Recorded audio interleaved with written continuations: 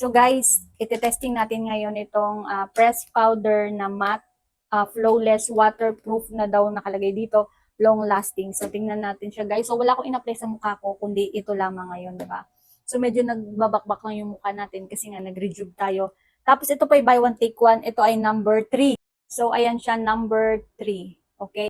So ito namang isa ay shade number 2, cream. So ito siya, ganyan. And then, meron siyang plastic. Tanggalin lang natin yung plastic.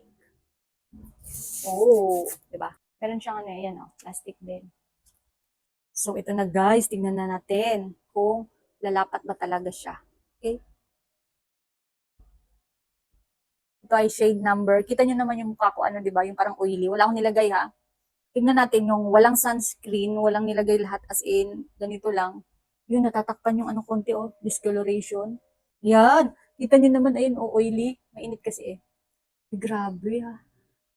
Matte finish talaga. Parang nagugustuhan ko na siya, ilang lapat pa lang sa face. Ayan oh, yung mga pinagbakatan ng ano guys, pinagbakatan ng pimples. So ayan siya oh. So may konting filter lang kasi si TikTok eh, kaya ano. Yan. Tignan mo naman, ito yung wala, ito yung meron. Shade number 3 po ito. So ayan. So in fairness ha, ito yung wala, o tinan mo. Tinan mo ha, ito diba oily. Oh, kabog. Oh, tap-tap-tap lang. Oh guys, maganda siya. Tapos affordable pa nito. Buy one take one, pwede din isa lang bilhin niyo. Pero kung ako sa inyo, mas maganda pag dalawa. So, ayun, tingnan natin kung matatakpan ito. Medyo natakpan.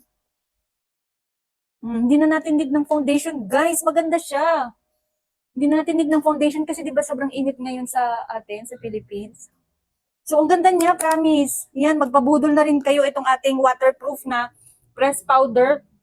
Long lasting na nakalagay dito, tama nga siya, matte flawless finish. Ayan oh. So kung kayo ay medyo parang hindi masyadong maputi, marami namang color dyan. Number 3 yung in-apply ko. Medyo may pagkaano siya, may pagka-skin tone. And then itong ating number 2. So hindi ko pa siya binuksan. So ayun guys, mag-check out na rin kayo ng ating press powder na to. Maganda siya ha. Wala akong nilagay sa mukha ko kundi ito lamang.